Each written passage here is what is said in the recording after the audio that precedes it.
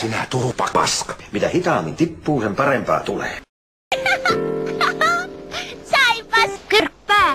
Minä myös.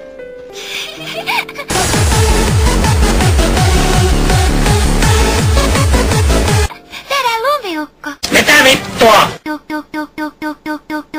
Vau! Kaapo ei suostu Siis porkkana. Siitä saadaan lumiukolle Pussi oli täynnä Kaapon paska. Hän yritti kovasti olla hiiren hiljaa, ettei herättäisi toisia. Ja hänellä oli valtavaisesti.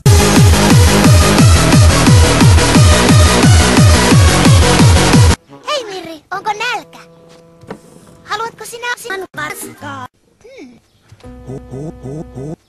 Se on yllätysaamiainen. Kiva juttu, vittu. Minä tein teille tosi hienon yllätyksen.